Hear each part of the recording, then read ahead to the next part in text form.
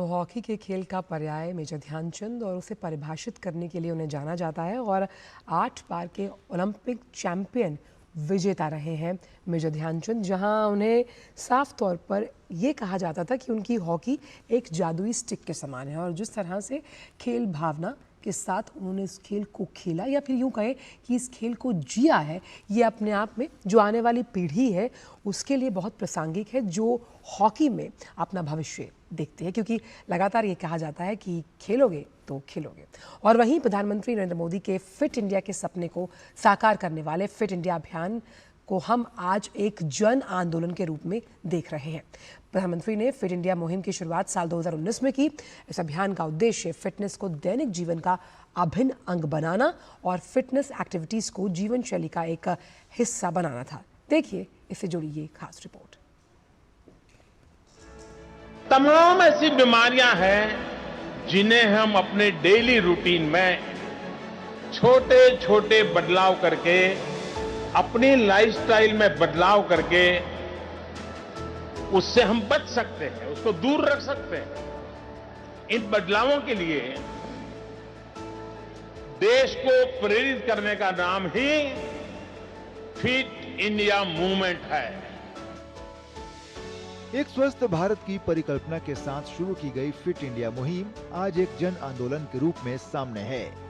Fit India अभियान की शुरुआत प्रधानमंत्री नरेंद्र मोदी ने 29 अगस्त 2019 को की थी। इस मुहिम का उद्देश्य फिटनेस को दैनिक जीवन का अभिन्न अंग बनाना, फिटनेस एक्टिविटी को जीवन शैली का हिस्सा बनाना और फिटनेस को आसान, मजेदार और निःशुल्क रूप में बढ़ावा देना है। फिट इंडिया अभियान को बढ़ावा देने के साथ ही समाज के हर वर्ग तक पहुंचाने के लक्ष्य को हासिल करने के उद्देश्य के साथ पिछले 6 वर्षों में कई प्रकार के कार्यक्रमों की शुरुआत की गई, जिसमें फिट इंडिया स्कूल सप्ताह, Fit India carnival, Fit India club, Fit India dialogue, Fit India Sundays on cycle, Fit India quiz और फिट इंडिया फ्रीडम रन जैसे कार्यक्रमों के साथ समाज के हर वर्ग को जोड़ने का प्रयास किया जा रहा है।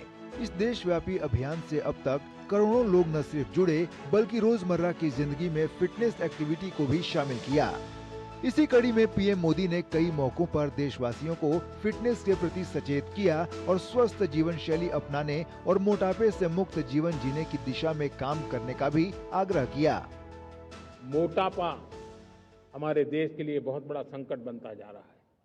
हमें मोटापे से बचना है, ओबेसिटी से बचना है, और इसलिए मैंने छोटा सा सुझाव दिया था कि परिवार तय करे कि जब खाने का तेल घर में आएगा 10% कम ही आएगा और 10% कम ही उपयोग करेंगे और हम ओबेसिटी के खिलाफ लड़ाई को जीतने की दिशा में हम अपना योगदान देंगे। राष्ट्रीय खेल दिवस 2025 के अवसर पर युवा मामले और खेल मंत्री डॉक्टर मनसुख मांडविया ने देश भर के नागरिकों से फिटनेस और खेल के लिए 1 घंटा समर्पित करने का आह्वान किया। यह कार्यक्रम भारतीय खेल पारिस्थितिकी तंत्र और फिट इंडिया मिशन द्वारा संचालित किया जाएगा और 29 से 31 अगस्त तक 3 दिवसीय अखिल भारतीय खेल आंदोलन के रूप में आयोजित किया जाएगा। इसके अंतर्गत 30 अगस्त को देश भर में फिट इंडिया कार्निवल शैली के कार्यक्रमों के आयोजन के साथ जारी रहेगा। सक्रिय जीवन शैली के प्रति जागरूकता और उत्साह बढ़ाने के लिए देश भर में खेल और फिटनेस पर केंद्रित वाद विवाद, पैनल चर्चा, वार्ता और प्रतियोगिताओं की एक श्रृंखला आयोजित की जाएगी।